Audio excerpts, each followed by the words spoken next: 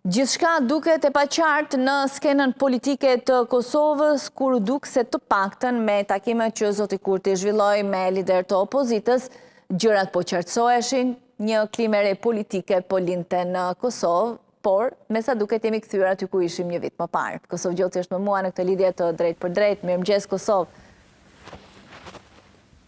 Mirëmëngjes Esmeralda. E tash çka do thuaj në Kosovë? Se tani kemi ngelur në një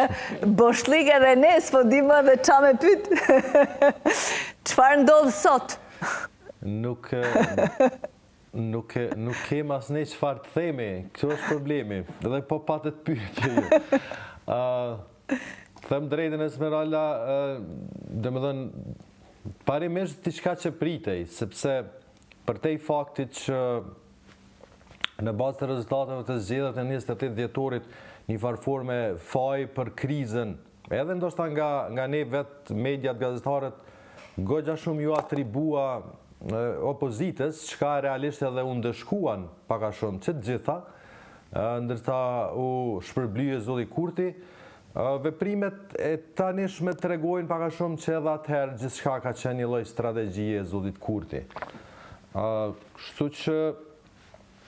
e pritshme, po them e pritshme. Çfarë ndodh sot? Mbetet të shihet Esmeralda nëse lëvizja vetëvendosje do të dalë me kandidatin e dytë në mënyrë që të nisin procedurat për zgjedhjen e presidentit, duke pas parasysh se është vetëm parti që ka mundësi ta bëjë një gjë të tillë, sepse kanë edhe parimisht i bie edhe 33 nënshkrime të lira, po them, që mund t'i japin një kandidatit të dytë.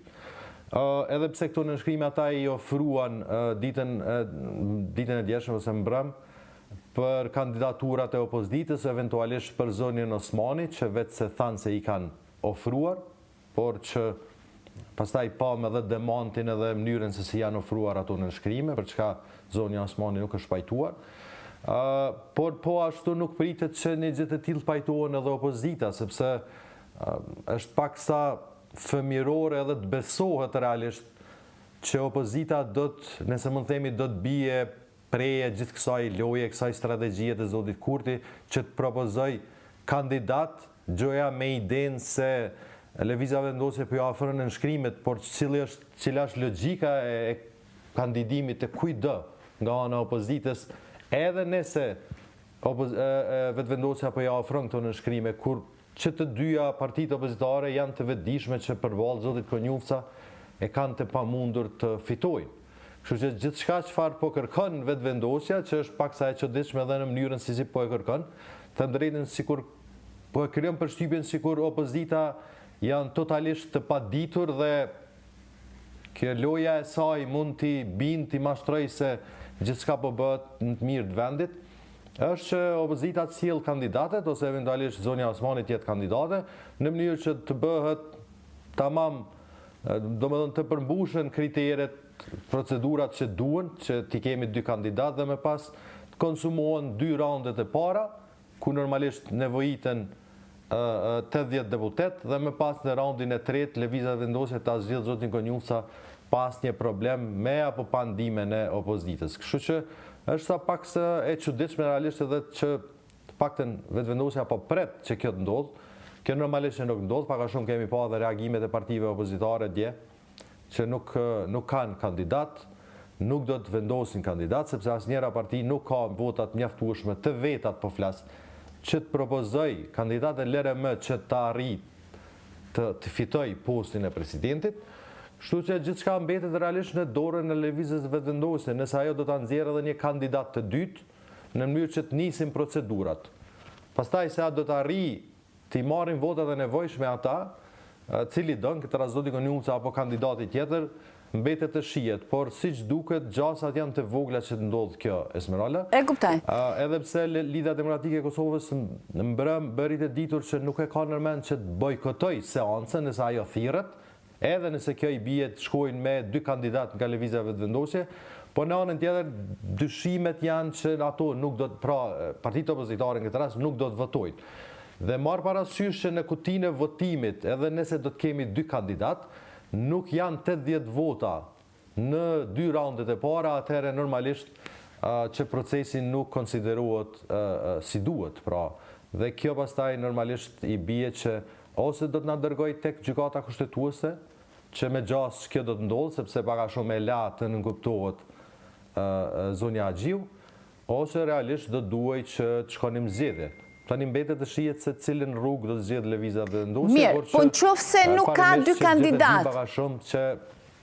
Më falë, Kosovë, nëse s'ka dy kandidatë sot, çfarë ndodh? Domethënë nuk nis procesi, nuk bëhet zgjedhje, nuk ka zgjedhje, se duket se është pak e komplikuar edhe kjo çështje. Nëse nuk ka dy kandidat, i bie që zonja Agjiu nuk e fton seancën, sepse nuk ka kushte mbi të cilat ajo duhet ta afra seancën, dhe i bie ajo çfarë tha dhe ajo vetë, pra kalojmë në një terren të pashkelur,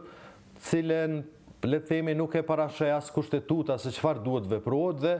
gjasat më të mëdha janë prapë Esmeralda që ti drejtohen gjykatës kushtetuese për shpjegim se çfarë duhet veprohet tutje. Kjo besoj është edhe ajo që po i konvenon zotit Kurti, sepse normalisht me këtë rast i bie që sa po t'i përfundoj mandati zonjës Osmani, që i bie me 4 apo 5 prill tash, në zyrën e presidentes kalon zonja Agjiu, sepse e shpjegoj edhe ajo që në rast se nuk do të kemi fillim të procesit, atëherë nuk numërohet asaj 60 ditëshi i nevojshëm që duhet përfundoj gjithçka deri në shkuarën e zgjedhjeve. Kështu që me këtë Lëvizja Vendosje, nëse kur gjë tjetër atëherë do të arrijë që të blej kohë një 2 apo 3 muaj, më së paku, që ta zvarrës gjithë çështjen në këtë formë derisa të vim të momenti kur duhet përcaktuar edhe data e zgjedhjeve, cili normalisht në një rast të tillë do ta bënte zonja Agjiu, dhe kjo normalisht do të ndikonte shumë tek ajo se cila do të jetë data pastaj, sepse nëse kemi parasysh këto 60 ditë, pastaj edhe pa thema fati sa do të marrë gjykata kushtetuese për të marrë një vendim, pastaj 45 ditë nga momenti kur shpallën zgjedhjet. Shkojmë fiks në gusht kur vinë emigrantët prapë. Eventualisht do jemi aty tek qershor korrigusht, që i bie prapë qëllimi është të shkohet në zgjedhje në periudhën kur mërgjetarët do të jenë kryesisht në masë të madhe në Kosovë. Por mos të harrojmë Esmeralda, dhe kjo pak a shumë është vrejtur, sidomos në rrjetet sociale, jo se duhet ta besojmë ndoshta 100%, se mund të ketë edhe fushata e, le të themi, manipulime nga pak, dhe këto i dim në tash, por në anën tjetër megjithatt nuk kanë mungu reagimet e shumta pas asaj çfarë ndodhi me zonjën Osmani, dhe kam përshtypjen që kjo domosdoshmërisht që do të reflektojë edhe në rezultat zgjedhor tek zoti Kurti dhe Lëvizja Vendosje. Nuk është se do të ketë ndonjë dëm të madh në kuptimin e votave, por sigurisht që një përqindje solide edhe mund t'ja largoj vetëvendosjes dhe zonjës Osmani, sepse pak shumë prapë po them, nëse shohim reagimet që kanë ardhur në gjitha ato lajme, postime, reagime që lidhen me, le të themi, këtë tradhtin, po e quajmë, që po e quajnë ata realisht, që zoti Kurti ja bëri zonjës Osmani, normalisht që kjo do të reflektojë edhe në rezultat zgjedhor kur do që ato mbahen. Çfarë ndodhi me faktin që zonja Osmani me gjas në një situatë të tillë, atëherë domosdoshmërisht do të jetë edhe një kundërshtare politike e zotit Kurti në zgjedhjet e ardhshme. Sigurisht, pastaj do të futen shumë faktorë në lojë në një moment tjetër, po çfarë ndodhi me zotin Kurti dhe zonjën Osmani? U duk se gjërat mes tyre u rregulluan, edhe me caktimin asaj date që shumë u kritikua, 28 dhjetori për mbajtjen e zgjedhjeve, u duk si një favor që zonja Osmani ja bëri Albin Kurti dhe gjithçka u rregullua mes tyre, pra si një farë marrëveshje. Në fakt një marrëveshje që shefja e stafit e zonjës Osmani thotë se ishte, dhe Kurti e prishi dhe atë marrëveshje, shkelja të marrëveshje. Po tani, të bëhemi të sinqertë, Esmeralda, marrëveshja në parim nuk është se ka ekzistuar tamam. Nëse mund të themi ka qenë më shumë kështu marrëveshje gentlemane, në marrëveshje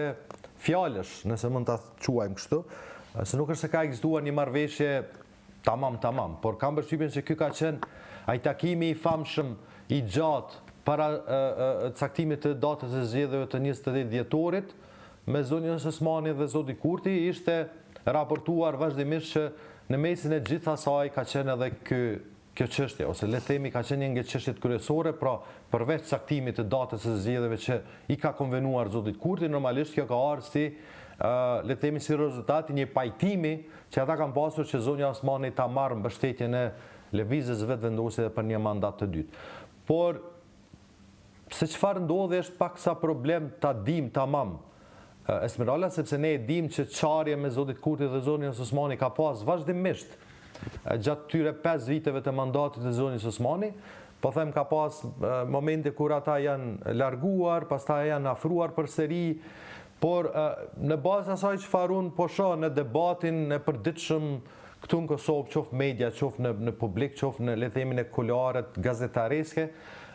del që realisht arsyeja pse zoti Kurti në farforme nuk ja dha një mundësi të dytë zonjës Osmani, pak a shumë ka të bëj me,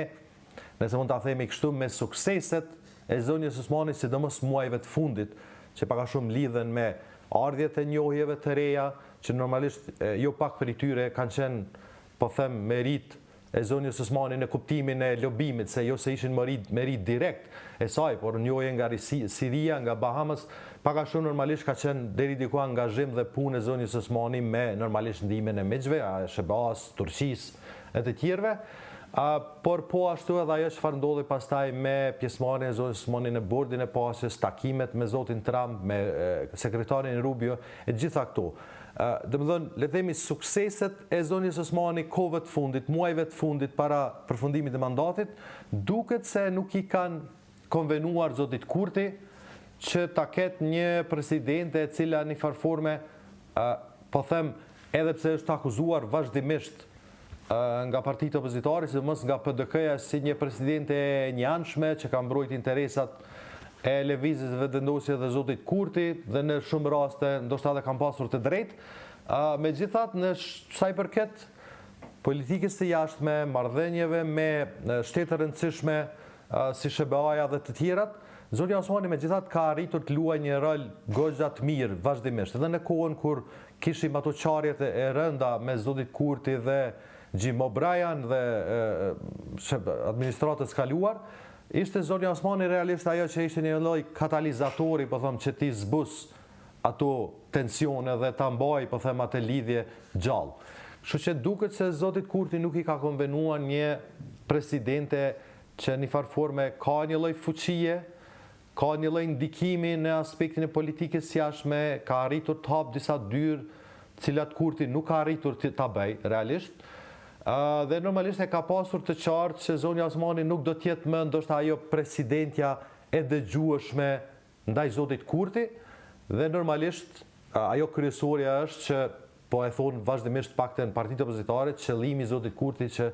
gjithë pushtetin në këtë vend ta ketë në dorën e tij. Dhe realisht me kandidimin e zotit Gonjufca ditën e djeshme, pak a shumë vetë se lënë të besueshme ose bëjnë të ditur që qëllimi është ky, Esmeralda, sepse pas gjithë atyre takimeve, duke pas parasysh që lëvizja vetëvendosje e ka nevojën e opozitës, jo e kundërta, sepse prapë them opozita nuk e ka mundësinë as fuqinë qoftë edhe të kandidoj nga një kandidat se lere me të fitoj, atëherë normalisht i bie që zoti Kurti ka nevojën e opozitës në këtë rast. Dhe ma gjithë tyre takime përsëri dal me një kandidat puro politik, puro partijak, dhe njëjtën kohë mos të marrë parasysh asnjë kusht apo kërkesë të partive opozitare, atëherë këtu nuk del tjetër përveç se qëllimi i tij kryesor është që ta ketë gjithë pushtetin në dorën e tij dhe pastaj tutje të veprojë ashtu si doj ai pa pasur asnjë pengesë nga askush. Faleminderit Kosovë.